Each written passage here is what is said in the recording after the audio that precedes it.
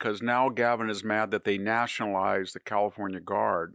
Trump has that ability, and people said, no president, they have to request it. No, they don't.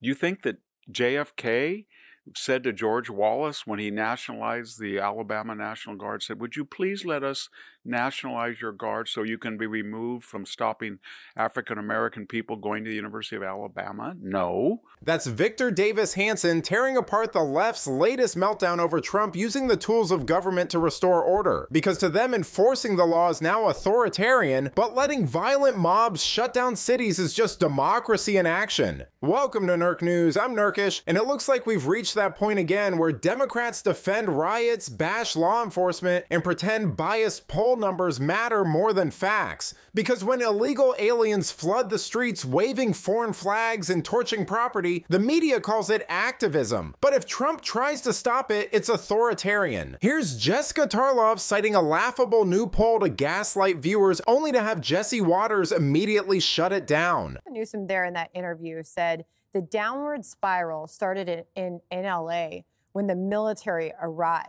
Is that when it happened, or was it when protesters were hurling rocks at cops? This is very small and isolated, and Donald Trump is doing what Donald Trump does best, and he's playing the same footage. He has that image, right, of that topless protester with the Mexican flag on top of a burning Waymo car, and it's terrible, and that guy should be prosecuted. You should not be able to do that. But that doesn't mean that in general, that's what's going on here.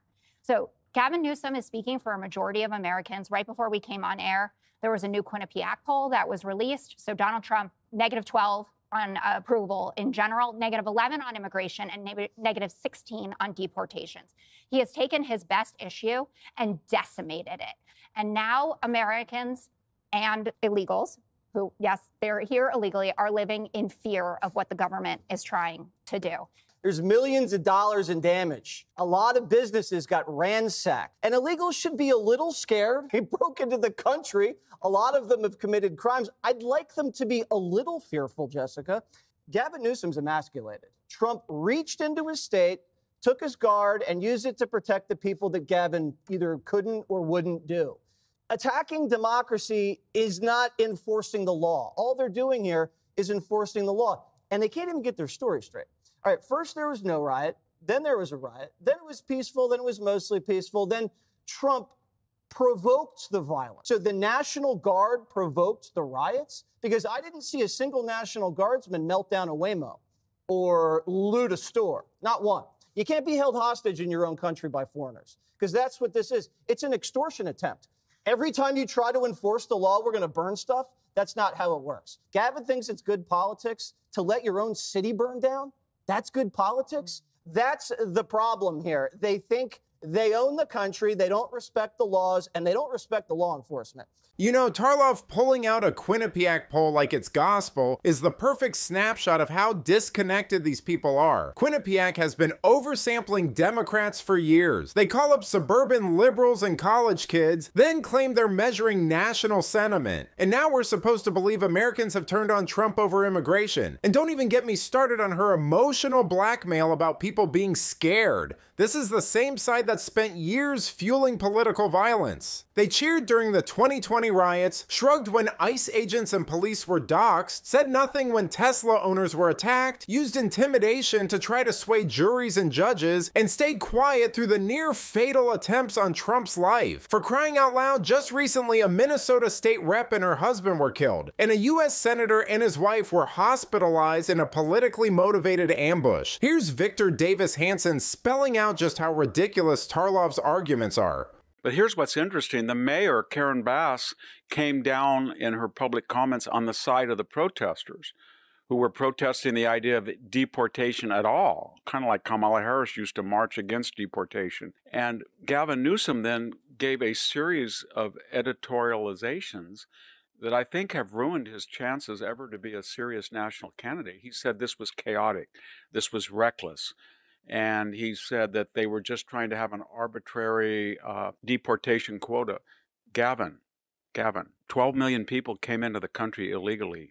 That was 3 million a year. That was 250,000 per month. That was over 8,000 a day.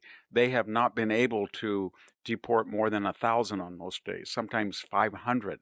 They would have to deport 8,000 people every single day for 4 years to get back where we were with 20 million illegal aliens when Joe Biden entered office. So it's not a quota, it's an effort to stop an invasion. What I'm getting at is, on one side of these violent acts, you have these protesters, and I'll just give a word of advice. You're going to lose the optics, Democrats, left, and immigration protesters if you have a lot of people here illegally and they're waving the American, not the American flag, but the Mexican flag as they're committing acts of violence.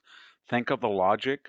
I am waving the flag of the country under no circumstances I want to return, but I am attacking the officers and the infrastructure of the country that under every circumstance I want to stay in. That might explain why, in the midst of all of this negative publicity, a CBS poll taken to show that people were outraged showed that just the opposite.